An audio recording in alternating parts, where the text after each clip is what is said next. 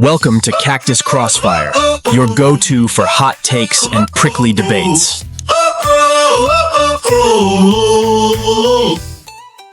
Welcome in, everybody, for another exciting podcast of Cactus Crossfire. I'm one of your hosts, Sisto Abeyta. In studio with us, somebody that I've known all of my adult life, who's from kind of the same area and actually used to be my parents' state representative after I left. But you were honored to sit down with somebody who embodies the spirit of rural New Mexico and rural America. She's not just a legislator. She's not just a small business owner, a rancher, a mother, and a proud advocate for our rural communities. She's someone who leads with conviction and heart. Gail Armstrong represents District 49. She's the minority floor leader in the state House, but she represents Valencia, Socorro, and Catron counties.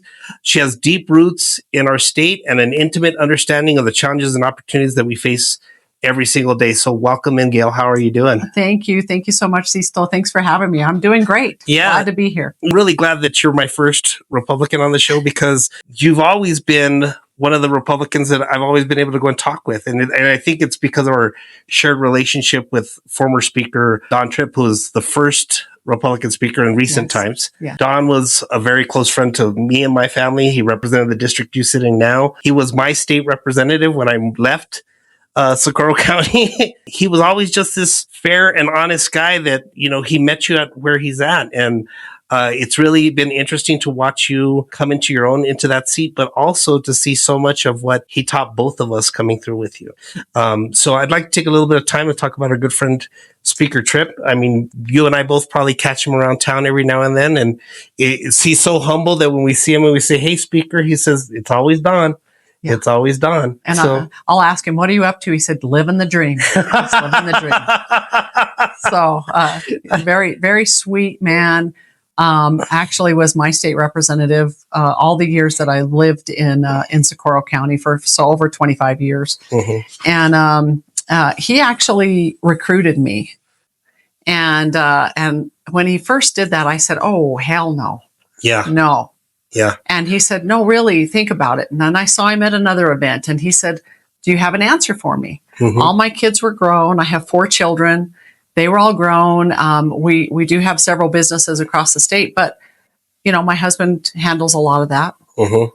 And he said, "I really think you should run for my seat." I said, "Well, I don't want to be in politics." Yeah. And he said, "Why don't you come work for me?" Yeah. And, you know, I at the time I could. And so I did. It just so happened that we took the majority in the House and he became the Speaker of the House. Yep. And so I really felt like I had always, I was living, every day we live history, mm-hmm. but I really felt like I was just kind of thrown into history and I was just in awe of living it every day and seeing what a gentleman and a steward he was for fairness, mm-hmm. In his leadership skills. I would sit by him up at the speaker's table and he would talk to me about what he's doing and why he's doing it. And I got to be in some of the back rooms where they had meetings and making deals. And he was always not just fair, but overly fair. Yeah. You know, and to me, I had left the legislature for a lot of years. And that was the first year I had to come back. I'd left for 6 years and then I came back that year. And I went to the Senate. I'd always worked in the House, but I never worked in the Senate. So I went over to the Senate and it was funny because I would see Don in the hallways and he'd be like, "You could have been working for me this session if you'd have just stuck to your guns." But that's when I met you. And, you know, he said, "Look, I want you to meet someone. I need you to talk to everybody back at home. You know, I know that you don't go out there because of your relationship with the party and everything else. But, you know, this is somebody that I think that we can work with and that we can do a lot of good things with." And it's always been fun to watch you come into your own in that. And I don't know if it's because you come from a small town or because we share that, but you know the problems that are happening in Veguita as well as you know the issues that are happening in Palo Verdera. And for those of you who are listening to the podcast, these are very small towns in New Mexico. Yeah. I think right now in the town that you're from in Dattle, there's 50 people that are living in Dattle right now. Yes. In Viguita, there's about 250 people that live there where I'm from. So coming to the legislature with that perspective in the role that you were working with Don must have been just absolutely amazing and helped lead you to come to some ideas about where you were going to be with that. So how did that influence where you were headed when you got into the legislature and being an advocate for rural New Mexico? Well, I was born in Socorro, raised in Daddle. I had a 4-day school week my whole life. I rode a bus 110 miles one way to school every day. It's hard for people to believe that, but it's the truth. We, a little one-room schoolhouse. It's still there, and they still have school there. And so I really think that being raised in rural New Mexico, I married my husband in 1984. We moved to Albuquerque and started our own business, and having the best of both worlds, realizing that I want to live in rural New Mexico, but I have to make a living in urban New Mexico, really take to mind and the heart what happens in all of New Mexico. Mm-hmm. All of my kids, one of my children live here in Albuquerque. All the rest live in rural New Mexico. Yeah. Even in Montana. Well, one lives in rural Montana. But really being raised that way and having the insight and it just gets in your blood. Mm-hmm. Rural New Mexico gets in your blood. It does. The House district I represent, you forgot Sierra. In the redistricting, I do represent 4 counties and not all of any of those counties. And I do have the largest House district in the state. And I have the largest in the nation, I think 13th in the nation. Yeah. So a very rural area of New Mexico that I know the problems that we have there, but I also know the reason I live there. Yeah. And it was funny because, you and I, in our relationships with Speaker Tripp, what always was amazing to me is how much time he didn't mind spending on the road and how much time he would take, just like you did today when you were saying, you were going to head home to Magdalena, but you stayed here to do this. And I appreciate that so much because it means a lot to me.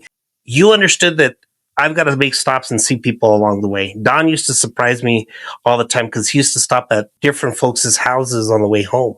And it wasn't because he wanted to do the politicking thing. He just always wanted to know what was going on with folks. And I see you doing a lot of that as well. And that type of leadership, that type of rural New Mexico leadership that I think you and I cut our teeth on because our neighbor wasn't next door all the time growing up. It was acre to acre, right? Right. And so we have to carry a part of that with us. And, it's funny because you moved in Albuquerque. I moved in Albuquerque. And when I got here, it was just a complete and total culture shock, right? Because we didn't know our neighbor next door anymore and we didn't have the relationships, but we took the time to build those. Yeah. And I think you did a lot of that through your leadership style of how you've been interacting with a lot of folks. And I know that when Don was speaker, I used to laugh all the time because people used to say, Sisto's a staunch Democrat, but he gets to come talk to you anytime he wants. Well, it's because we're from home. Right. We take care of each other from home. Right. And no matter what anyone says, it is about relationships. Yeah. It's about relationships. It's about respect and building those relationships with the people that you need to that you want in your life and the world around you. And you build those relationships and it turns into friendships. Mm-hmm. Gail, a lot of the times when we're talking about public service, the personal side of this gets out, right? The leadership side, the personal side of leadership gets out of it. And it's always having to have that balance. But for you, you are the first female minority leader in the New Mexico legislature. And as a woman, as a mother, and in your case, where the Republicans have only had control in the last decade for a 2-year term, one party rule could just totally dominate that entire conversation. How do you manage those challenges? How do you manage your work-life balance? I mean, like even now you're telling me that we're going to go home, but you decided to stay here. How do you manage all of that and your family responsibilities and how that relates into your personal life? Well, first and foremost, don't make me cry. First and foremost, don't make me cry. Yeah. Because it is an emotional roller coaster. And first of all, my husband. Mm-hmm. I've been married to Dale for 42 years. Yeah.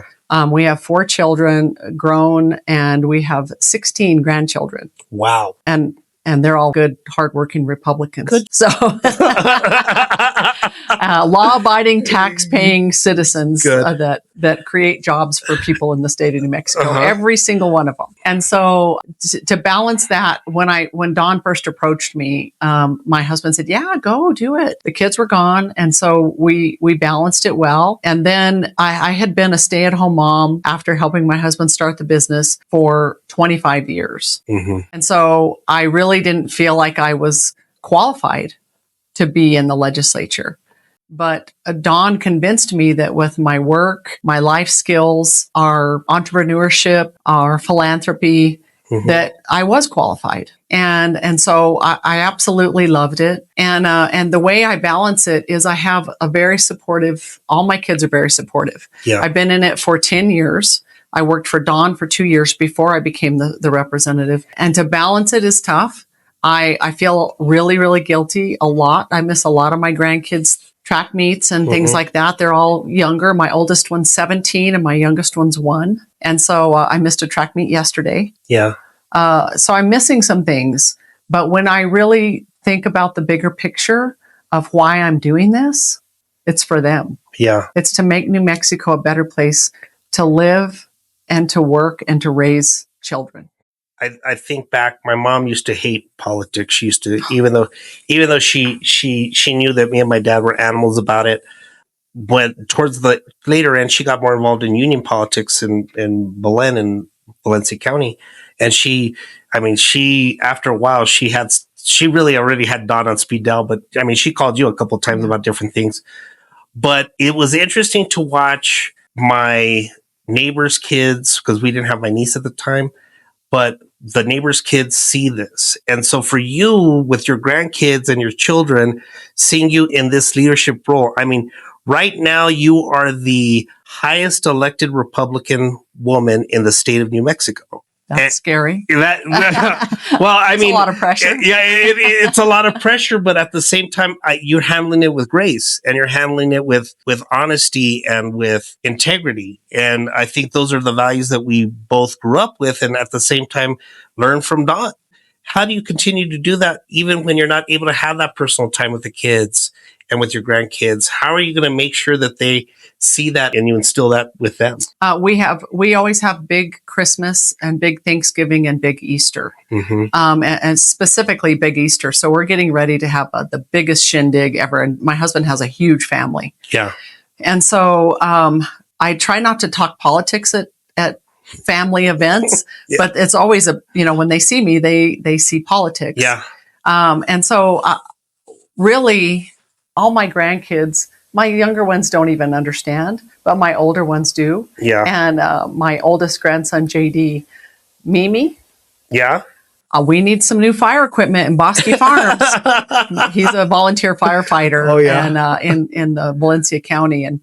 And so he tells me, oh, this, that, and the other. And he understands about politics. And really growing up, politics was never really talked about in my house. Yeah. Very little. Yeah. During a presidential election, things like that. But until I really got involved, Dale and I used to just keep our heads down, go to work every day and raise our family. Yeah. And now we go to work every day, we keep our heads up, and we still help raise our families and our grandchildren. But at the same time, thinking about what can we do for New Mexico? How can we change it? How can we bring balance to the state of New Mexico? Because I have very good friends that I would die for that are Democrats. Yeah. And I have very good friends that I would die for that are Republicans. Yeah. But what happens is it's the ugliness that comes out sometimes that makes me think, why am I even doing this? Yeah. I'm not paid. I'm doing this because I care. And one of the people that really that I went to when I became a representative was Edward Lujan. He gave me, we had great conversations. He gave me a little card. It says on the card, it's the man in the mirror. You have to face the person that's looking back at you. And you have to answer to that person that's looking back at you. And I'm a very humble person. I don't care about the power. I don't care about that I'm the highest ranking woman Republican. I don't care about any of that. I care about making New Mexico a better place. And I just keep that on the front and center and think about all the kids and all the problems. If you think about all the problems that we have in New Mexico, it gets overwhelming. And I think it's harder for people like you and me who grew up in rural New Mexico because we're so used to just getting in there, helping your neighbor and digging in and saying, if we are all uplifted together as a community, then we all do better, right? My dad used to say that all the time. I used to get so upset with him because, there was always the oddball in our small little towns. And my dad would always say things like, you can't just listen to one group of people one time. You got to take in everybody's opinion, and not everybody's always going to get along. But for you coming into this role, and you probably now have one of the smallest caucuses that you guys have had in a couple of years, but the state's always had one party rule. And when you travel the district and when you talk to people, and I'm sure it's like you said, folks don't see red or blue. They just see your neighbor.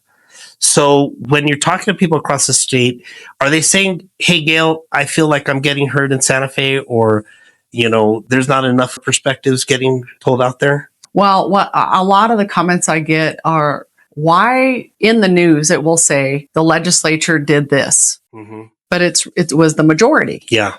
All the minority voted against it. The majority voted for it. And so I have to explain that to them. A lot of people really can't understand the separation between DC politicians and local New Mexico politicians. And so I get emails all the time, vote against Senate Bill 179,000, and they think I'm in DC. Yeah. And so it really just trying to educate about where I'm at and what I'm doing. And I really do my best to try to answer emails.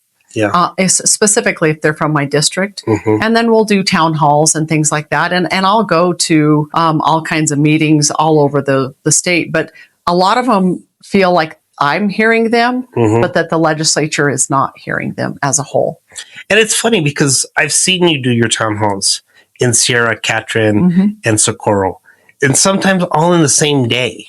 And everybody go take a look at the map and see the distance between Sierra, Catron, and Socorro counties that you would have to travel. And like you said, you have one of the biggest districts in the state. When you're talking to those voters, are they saying these different perspectives are making their lives better? They're not making a big dent to their lives? What are people saying? A lot of complaints in rural New Mexico is about healthcare, economic development, and our schools. Yeah.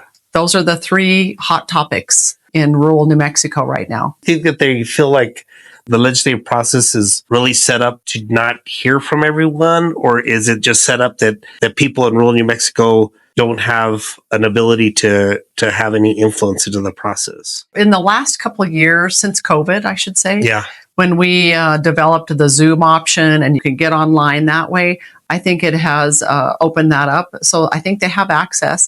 Not sure that they have the internet. Yeah. To be able to access that. Yeah. Also, I'll give for instance, the 4-day school week. Oh, yeah. Every single one of every area that I represent is on a 4-day school week except for Sierra. Okay. And there's some in Valencia County. And when the PED was trying to, do a rule to make everybody go 5 days a week, boy, our people stood up like crazy. And then the courts found in our favor. Anyway, long story short, I ran a bill and the bill passed. Yeah. And we made sure it passed and got to the governor's desk before the session was over. Yeah. And she vetoed it. And it was really fun and exhilarating to do a veto override on the House floor and have a super majority of people vote for that. Yeah. Because they were actually listening to what the people of New Mexico wanted. And really that is about rural New Mexico for sure. Yeah. The 4-day school week. So I think they feel heard in some aspects and not heard in others. I think with the medical malpractice, I think they feel heard. Yeah. You're bringing up med mal. I mean, that was the big hot topic not just this session, but the last five. And it was really scary for us in rural New Mexico because, I mean, my family in Veguita, they fought so hard to get a clinic, just a clinic so that people could go and be seen and have access to some type of practice. But then all of a sudden, all this med mal stuff starts happening and we're starting to see those clinics closing and going away. But this session, you and your colleagues led the charge to try to fix it, to try to attract more doctors to New Mexico. Do you think that this bill was going to be the silver bullet, or is there still a lot more work that we can be doing? It's not a silver bullet for sure. Mm-hmm. And you won't see the change overnight, but it is going to help for sure retain doctors and attract doctors now, because that was the biggest complaint is people were leaving. Why would I do business in the state of New Mexico? We were number one in lawsuits and payouts in the nation. Yep. And so with medical malpractice. And so to get that fixed, I just answered a gentleman on Facebook because I said, I didn't break it. Yeah. It was House Bill 75, I believe, in 2019 that took the caps off. Mm-hmm. All the Republicans voted against it and a few Democrats. It passed by one vote. Yep. I said, we didn't break it, but we helped fix it. Yeah. But it's unfortunate that it took 5 years. It took 5 years for the legislature and the governor to listen to their constituents screaming and shouting at the top of their lungs that this is broken and we've got to fix it. Why do you think it takes them so long to figure it out? I mean, you and I have walked the halls and we've been on the staff side of the game, right? Yeah. So we have the interaction with folks coming in and complaining about a variety of different issues. But it seemed like this issue, more than any other, took longer for people to come to the realization that we needed to fix something. You're probably not going to like this answer, but you'll probably agree with it. It's special interest groups. Mm-hmm. Special interest groups getting involved and having the ear of the legislator, whichever legislator it is, and not believing, that it's really a problem until New Mexico as a whole. This affected every single person in New Mexico. That doesn't always happen with these bills. Every single person, from a baby to a doctor and everyone in between. So I think that's why the legislature finally listened and the governor got on board. Yeah. And Christine Chandler got on board. When you guys were having those conversations with a lot of those folks, because I know you were there when it was time to have those conversations, what was the give? How did you help lead those guys to understand how we could get to where Representative Chandler and yourself and so many other legislators. I mean, I remember seeing you guys when that bill went into the Senate Judiciary and you were there. You guys were getting blasted by some of those members. And my hat's off to you because I know you. And there was a few times where I thought, oh no, this is not going to end well for somebody. Well, I mentioned the other day that sometimes if I was in high school, some of these people would get punched. Yeah. So, but I'm not in high school anymore. I'm a grown up. So Yep. I have to, and I'm an elected official. So Yeah. I don't want to make the papers in that way. But honestly, there was a lot of different factions, a lot of different entities. And one day I finally said, every single one of you go to room 318 and hash it out. Yep. Because we're not leaving this room until you hash it out. Because it was this, that, the other, somebody call the governor, somebody call the governor's attorney, somebody call this entity, that entity. When Christine brought the original bill, and they needed every single Republican to vote for this bill, and it was very strategic the way that we did it. But I told Christine, I will remove my name and I will blow this up if it's a Band-Aid. If it turns into a Band-Aid, I will blow it up. And she said, I am right there with you. I will not pass or advocate for a Band-Aid, because we put a lot of Band-Aids on stuff and kick the can down the road. But we got along really well. And I think it was ultimately the two of us together that are not likely to be together saying, this is what we're going to do and this is how we're going to do it.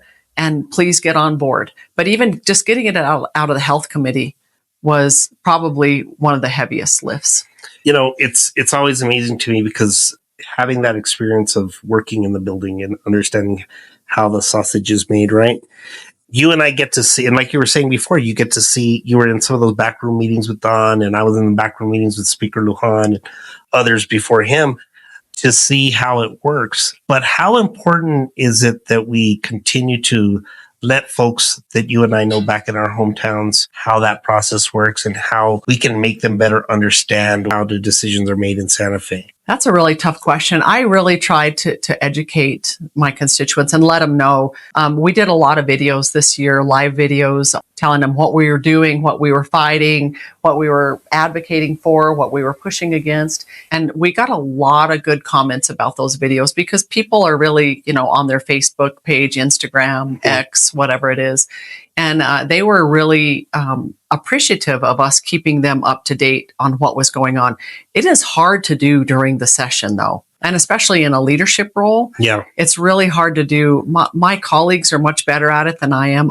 And the way I feel about it, I don't have to be front and center. My colleagues can do it. They can, I've got Jennifer Jones, who was advocating so much for healthcare, and Nicole Chavez and others, Rebecca Dow, so many people advocating for so many great things that we can share their videos to keep them up to date. I don't have to be the front and center of everything.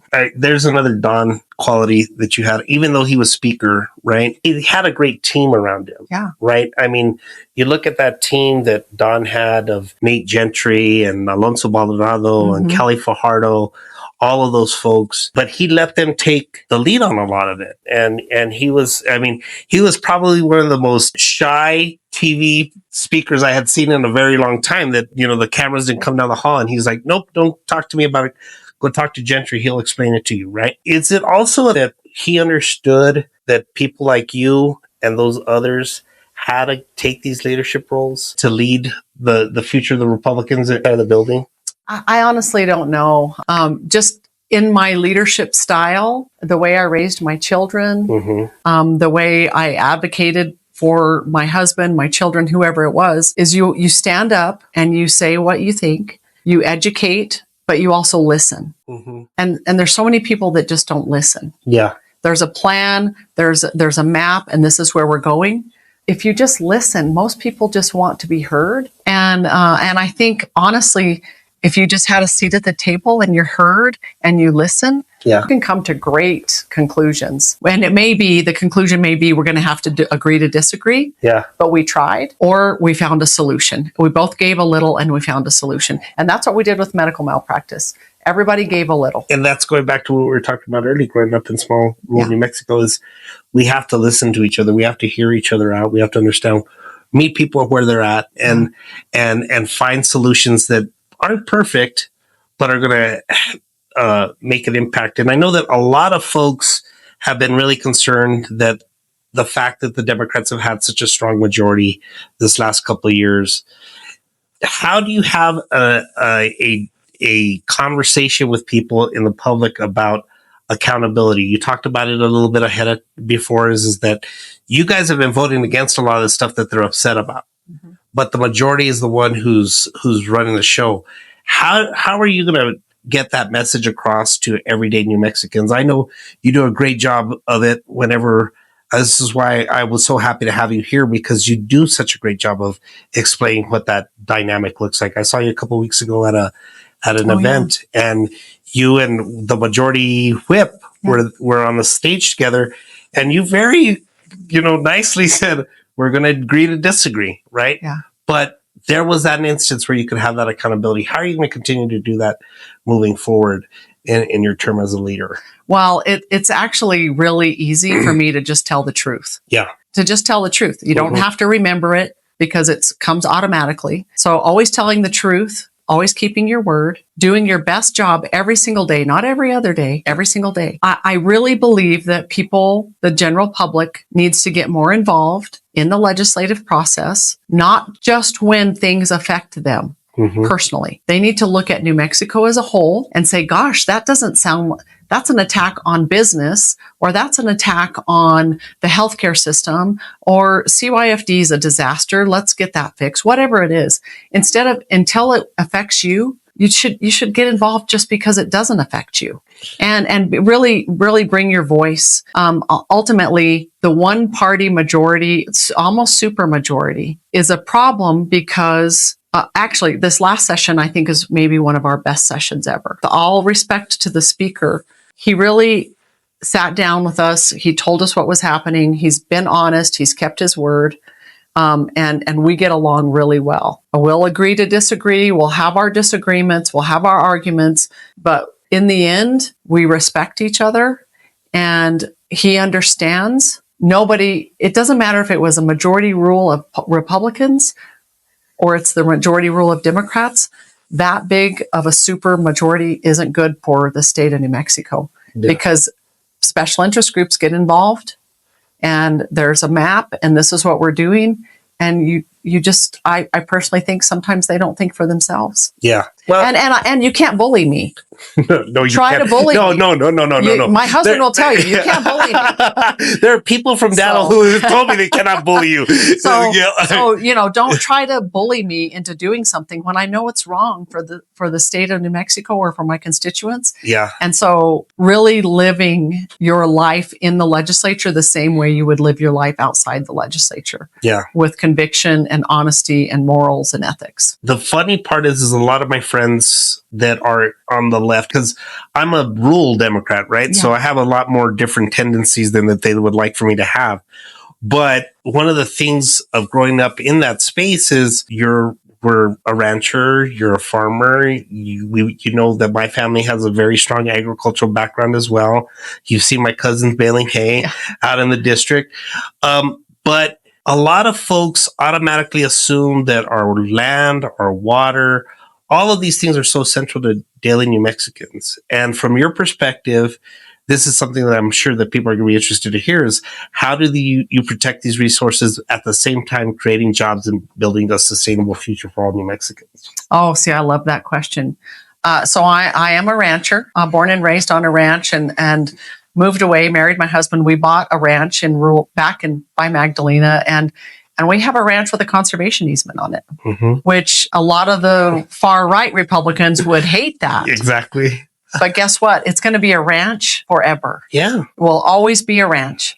And so I really think that there is a continuity to doing all things, but doing them respectfully. Mm-hmm.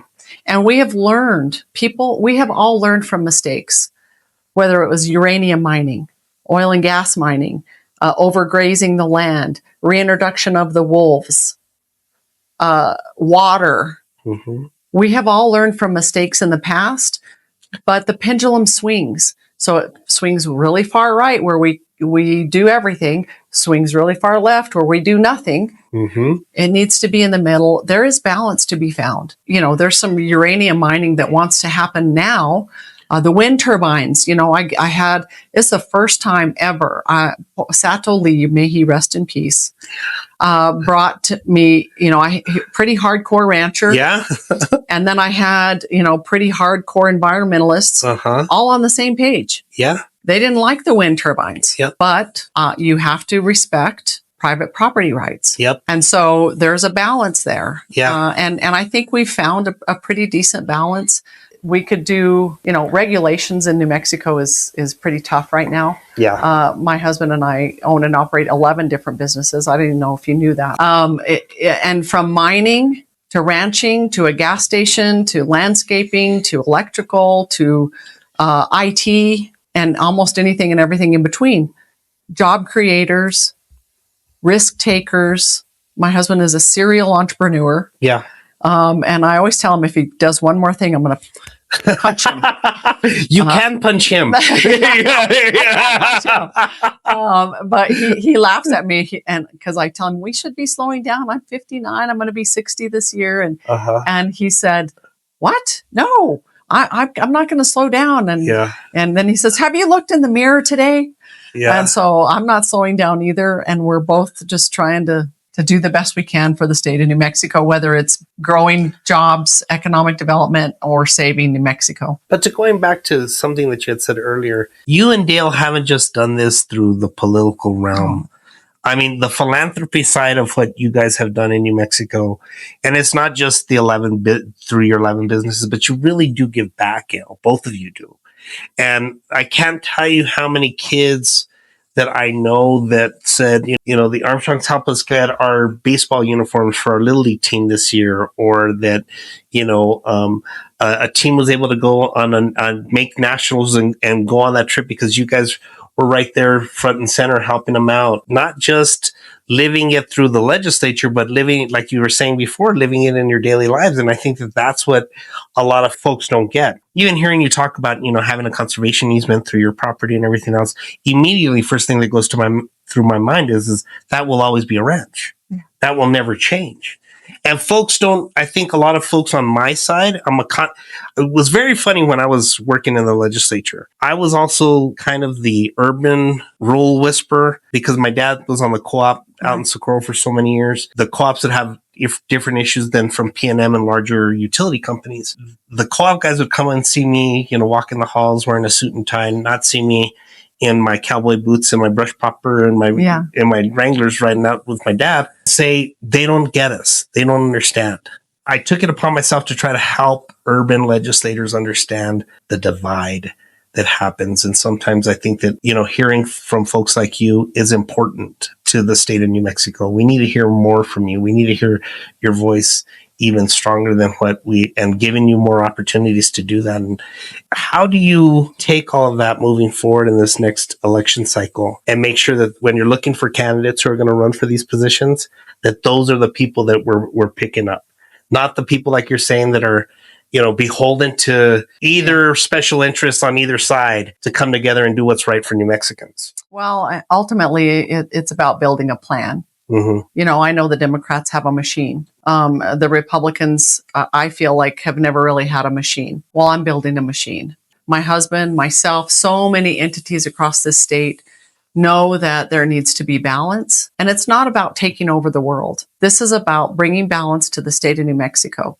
So we are really building a plan. We have a plan in place with candidate recruitment, with building a pipeline of candidates. The drill on the Democrat side. We need to do the same thing on the Republican side. And do it in a way that we make sure Republicans a majority of us are very independent thinkers. And so it's hard to bring all those Republicans together to move in the same direction because there's a lot of great ideas. So what I would ultimately like to see is a path forward where it can outlive me. Yep. And putting that in place and hoping it catches fire and funding it personally, not through PACs or anything else, but funding it personally. My husband is behind us 110%, and he's front and center. And so just like we've done philanthropic things throughout the state, this is so important to us that we are bound and determined to build a pipeline and a strategic plan to move this state forward, to bring balance to the state of New Mexico, and sending the message that independents and Democrats are welcome to vote for a Republican, just like they're welcome to vote for a Democrat. Yep. And welcoming them into a society that really shows, don't just vote for someone because they're a Democrat or a Republican. Think about their values. Think about their quality. Think about, are they going to represent you? And giving people permission to do that. Right now, they don't have permission to do that from the Republicans or the Democrats. Everything you've talked about today, I hope folks get to see what I've always seen with you is you are who you are. There's no changing who you are or where you came from, and building sustainability, that generational legacy to go further than just you is an admirable thing. And you don't hear a lot of political people talking about that. You don't hear a lot of elected officials talking about that type of selflessness. And I think that's a big part of, because you and I had a very good friend and mentor in Don Tripp. Yeah. That's who Don was. I used to laugh all the time because he knew that I was a Democrat and he knew I was never going to change because, Sisto, I know you're Catholic. I know you're Democrat. I know who your family is in Socorro County. But at the same time, just realize that we're here to uplift you and we're here to help you. There was never a time that I went to go see the speaker, even prior to him being speaker, that he never had the time to hear me out. Yeah. And that's what I hope that folks give you an opportunity moving forward and hear what you're saying. And even outside of this space, I encourage everybody to take a look at what Gail Armstrong is doing and how she's doing this. I think it's important for New Mexico. I always tell people in the legislature was never better when both sides had an equal footing. And you had a lot of great legislation come out of equal footing of people like, Jerry Sandell and R.L. Stockard and those types of legislators coming together and working on tax policy. Or even, let's even make it a little bit sooner, Speaker Martinez and Jason Harper. Yeah. A lot of the conversations they had surrounding tax policy in the state of New Mexico I think it was left on the table because both sides were like, if I go that far, my party's going to come after me, right? Right. So, Well, the way that when I first went in, we were more balanced. And it was actually a lot more fun. I wish I had the knowledge when I first went in that I do now. We could have really done some great things. You know, you pretty much learn your first 2 years and get your feet under you. And then you're still running for reelection because we're up every 2 years. Yeah. And so that's an issue. That it's a volunteer legislature. You know, there is going to be something on the ballot this year to see if the state wants to pay us, you know, if our constituents want to pay us. It's neither here nor there for me. I really just want balance because we have such good conversations and it feels really good to be needed. And right now, sometimes we feel like we're just ignored. We're not listened to, even though we're bringing great ideas, common sense ideas, things that will really help the state of New Mexico. Not crazy. Yeah. We bring some crazy, just like the left brings some crazy. But we, you know, if you really look at some of our policies and some of our ideas, we have some good ones. Oh, you have great ones. I'll tell you, my Social Security exemption. Yeah. My tax, I ran that bill, gosh, for 5 years. And then, you know, this is politics. And then Senator Padilla stole it and got it passed, you know, but nobody would listen to me because I was the Republican running that bill. Yeah. But as soon as a Democrat picked it up and ran it, it passed. I signed on to the bill. Yeah. And I take credit for that. And it was Marty Greenwood who brought that to my attention at the Owl Bar really? in San Antonio, New Mexico. I had no idea that we were taxing Social Security. I had no idea. I'm not on Social Security. So just so everybody can understand that she's brought up Marty Greenwood. Marty Greenwood is an old friend of both of ours from Socorro County. Growing up in 4-H and FFA, if you didn't know one of the Greenwoods in Socorro County, you weren't really talking to the right people. So it's funny that it's Marty that brought that up to you. So. And at the Owl. And at the Owl Bar. Yes, that's the Owl Bar. Well, Gail, thank you so much for taking time away from your family and that long drive home to be with us. Yet again, thank you so much for your service. Thank you so much for being a voice in our community. Thank you for constantly being somebody that I can pick up the phone and call and say, hey, these are some of my thoughts and ideas I have that you might want to talk about. And you do, and you've always been there for us. And so I appreciate you. My family loves you. Everybody always asks me, they're like, oh, who do you think can run against Gail Armstrong and Socorro? And I'm like, don't come ask me because there's nobody in the family that's ever going to go near it. So with that being said, thank you so much, Gail. We appreciate your time. And we look forward to seeing you out on the campaign trail this cycle. Thank you so much for the invitation. It was truly my honor to be here. It really was. Thank you. Thank you. Cactus Crossfire, your go-to for hot takes and prickly debates.